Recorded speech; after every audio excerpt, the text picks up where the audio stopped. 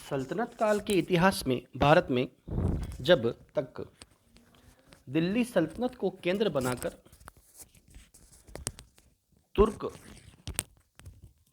सुल्तानों ने अपने साम्राज्य को स्थापित नहीं किया, उसके पहले 1000 ईस्वी पूर्व में महमूद गजनवी व मोहम्मद गोरी के आक्रमणों ने भारत को सर्वाधिक प्रभावित किया। अफगानिस्तान में महमूद गजनवी के वंश के पतन के बाद 1172 में गोरी कबीले की स्थिति मजबूत हुई। गजनी वंश के पतन के बाद गोरी कबीले की स्थिति मजबूत हुई और उसी गोरी कबीले में मोहम्मद गोरी उस कबीले का शासक हुआ। गोरी कबीले के होने की वजह से उसने अपने नाम के पीछे गोरी शब्द का उपयोग किया। मोहम्मद गोरी इस कबीले का प्रमुख शासक था। मोहम्मद गोरी शशबानी वंश का से संबंधित था, तो उसके वंश का शशबानी वंश कहा गया। मोहम्मद गोरी के भारत पर आक्रमण के जो मुख्य उद्देश्य जो थे वे प्रारंभिक तुर्क और अरब शासकों के समानांतर थे। धन की प्राप्ति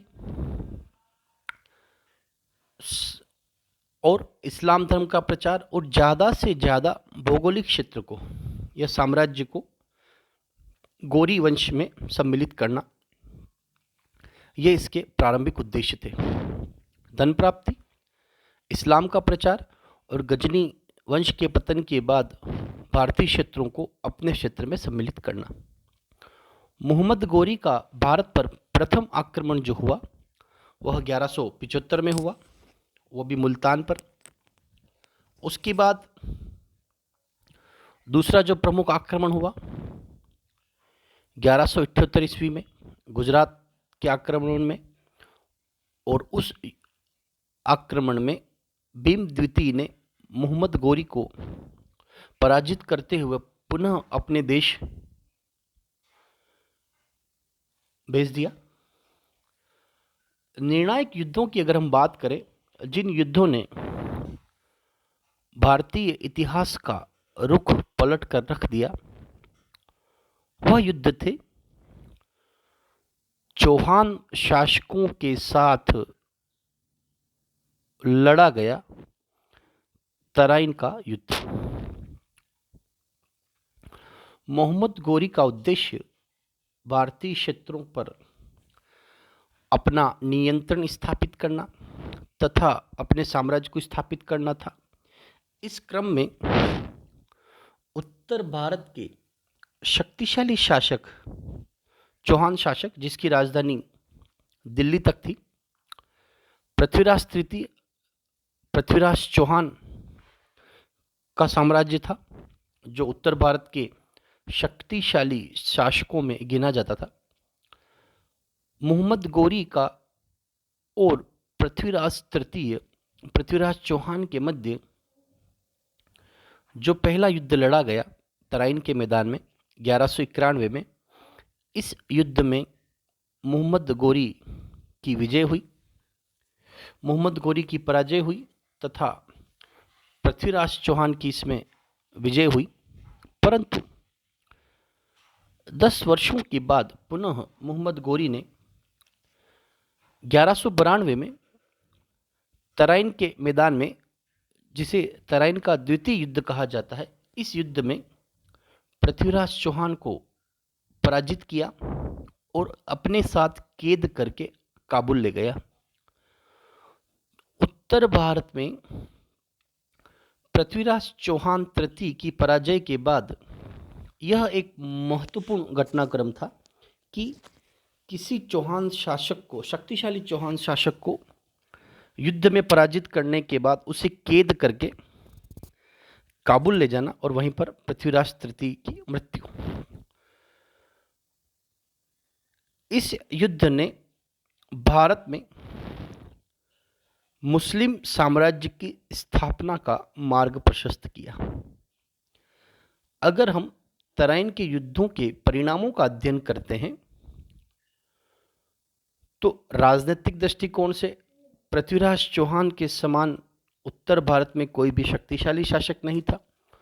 उसको पराजित करने के बाद मोहम्मद गोरी ने अपनी शक्ति और प्रतिष्ठा को भारतीय शासकों के मन में बिठा दिया और वे भयभीत हो गए कि वे पृथ्वीराज तृतीय की तरह शक्तिशाली नहीं हैं और वे मोहम्मद गोरी का सामना नहीं कर सकते हैं।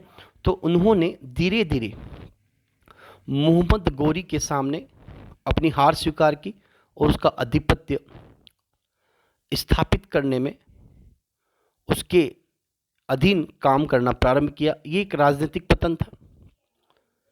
धार्मिक और सांस्कृतिक दृष्टिकोण से देखा जाए तो मोहम्मद गोरी को भारत में मुस्लिम साम्राज्य का वास्तविक संस्थापक माना जाता है, क्योंकि इसी के बाद मोहम्मद गोरी के दास कुतुबुद्दीन ऐबक ने दिल्ली को केंद्र बनाकर भारत में सल्तनत काल या मुस्लिम साम्राज्य को स्थापित किया। इसी दृष्टिकोण से मोहम्मद गोरी को भारत में मुस्लिम साम्राज्य का वास्तविक संस्थापक माना जाता है। यहाँ से प्रारंभ हो चुका था। पृथ्वीराज तृतीय की पराजय के दीर्घकालीन परिणाम जो निकले, चाहे राजनीतिक परिणाम हो, धार्मिक परिणाम हो, इनकी वजह से भारत में मुस्लिम साम्राज्य की नींव पड़ी, जो 1857 तक चलती रही।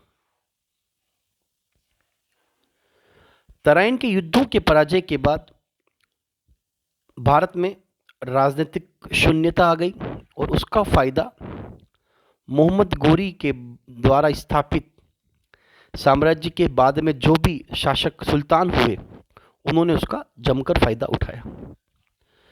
तराइन के युद्धों के बाद मोहम्मद गोरी का जो प्रमुख मुकाबला था वह कन्नौज के शासक जयचंद के साथ हुआ। चंदावर का युद्ध जिसे कहा जाता है मोहम्मद गोरी और जयचंद के मध्य, जिसमें जयचंद की पराजय। और मोहम्मद गोरी भारत में घोमल दर्रे को पार करके भारत आया था तथा जयचंद के साथ युद्ध के बाद कन्नौज विजय के पश्चात मोहम्मद गोरी ने अपने सिक्कों पर देवी लक्ष्मी की आकृति बनाई थी तथा मोहम्मद गोरी का नाम महमूद बिन साम अंकित किया गया था। मोहम्मद गोरी के सेनापति बख्तियार खिलजी ने ही नालंदा विश्वविद्यालय को हानि पहुंचाई तथा 1206 में खोखरों ने मोहम्मद गोरी की हत्या कर दी तथा भारत में मोहम्मद गोरी का जो समय रहा, उसके बाद भारत में मुस्लिम साम्राज्य की स्थापना का मार्ग प्रशस्त हुआ। प्रारंभिक अरब आक्रमणकारियों की बात की जाए, गजनी शासकों की बात की जाए या शशबनी शासक तुर्कों की अगर बात की जाती है, क्या कारण थे कि तराइन के युद्धों के बाद भारत में तुर्क आक्रमणकारियों के विरुद्ध राजपूत राजाओं ने अपनी हार को स्वीकार किया या वे हारे। तो यहाँ हम बात करते हैं तुर्की आक्रमण के विरुद्ध राजपूत राजाओं की हार के क्या कारण थे। तुर्की आक्रमण के पूर्व भारत अनेक राज्यों में विभाजित था, अतः राजनीतिक एकता की कमी थी और केंद्र शासित शासन का अभाव था या केंद्रीय शक्ति का अभाव था। तुर्कों के जो आक्रमण थे, अरब आक्रमण 712 ईस्वी से लेकर के प्रारंभ हुए। उस समय में भारत में राजनीतिक एकता का अभाव इसलिए था क्योंकि वे छोटे छोटे राज्यों में विभाजित थे और एक केंद्रीय शक्ति का अभाव था। वर्ण एवं जाति व्यवस्था के कारण भारतीय समाज कई वर्गों में विभाजित हो चुका था। इसके कारण सामाजिक दुर्बलताएं आ चुकी थी, अर्थात इस्लामिक कबीलों में जातिगत समानता थी। उसके अनुरूप अगर हम भारतीय क्षेत्रों की बात करें तो भारतीय समाज में वर्ण और जाति के आधार पर समाज कई वर्गों में विभाजित था। ये एक सामाजिक दुर्बलता थी। इस सामाजिक दुर्बलता ने राजनीतिक एकता को स्थापित नहीं होने दिया, जिस वजह से एक महत्वपूर्ण परिणाम निकल करके सामने आया। इसी का एक कारण रहा कि जब भारत में इस्लामिक साम्राज्य स्थापित हुआ, उसके बाद धर्म परिवर्तन की जो बात आई, उस समय में भारतीय समाज का वर्ण व जाति में विभाजित होने के कारण वे एक होकर के इस्लामिक शासकों की इन नीतियों का विरोध नहीं कर सके, जिसकी वजह से भारत में इस्लाम धर्म का प्रचार प्रसार हुआ। राजपूत शासकों में वंशागत श्रेष्ठता की भावना के कारण अनेक सामाजिक बुराइयां व आपसी संघर्षों ने जन्म ले लिया था, जो भी राजपूत शासकों उत्तर भारत के राजपूत शासकों की पराजय का मुख्य कारण था। भारतीय समाज में नियतिवादी तथा भाग्यवादी विश्वास के कारण समाज विदेशी आक्रमणों तथा यातनाओं के विरुद्ध भी जनसाधारण ने एकजुट होकर उनका विरोध नहीं किया। तुर्की सेना की अच्छी रणनीति, हथियार और युद्ध कौशल के मुकाबले तुर्कों का मुकाबला करने वाले भारतीय शासक इन मामलों में पिछड़े हुए थे और राजपूत शासकों की या भारतीय शासकों की खुद की सेनाएं नहीं हुआ करती थी। वे सामंत और जागीरदारों की सेनाओं पर निर्भर रहा करते थे, जिसकी वजह से युद्ध करने वाली सेनाओं में राजा के प्रति पूर्ण निष्ठा नहीं होती थी और वे युद्ध को केवल एक ड्यूटी या कर्तव्य मान के किया करते थे। उन्होंने उसको अपना राष्ट्रीय दायित्व नहीं समझा, जिसकी वजह से भी तुर्क आक्रमणकारियों के विरुद्ध राजपूत राजाओं की पराजय हुई। तुर्की आक्रमण के प्रभाव, जैसा कि हमने पहले भी वर्णन किया कि भारतीय इतिहास को प्रभावित करने वाले जो प्रमुख युद्ध हैं, उसमें सल्तनत काल की स्थापना से पहले तराइन के युद्धों ने भारतीय इतिहास को बहुत बड़े तरीके से प्रभावित किया है। उसमें तराइन के ये प्रमुख युद्ध थे। तुर्की आक्रमणों के प्रभाव से भारत में जो महत्वपूर्ण परिवर्तन हुए, भारत में मुस्लिम साम्राज्य की स्थापना हुई। भारत में मुस्लिम साम्राज्य का वास्तविक संस्थापक जो है वो मोहम्मद गौरी को कहा जाता है, जबकि सल्तनत की स्थापना उनके एक दास सेनापति कुतुबुद्दीन ऐबक के द्वारा की गई थी। परंतु भारतीय क्षेत्रों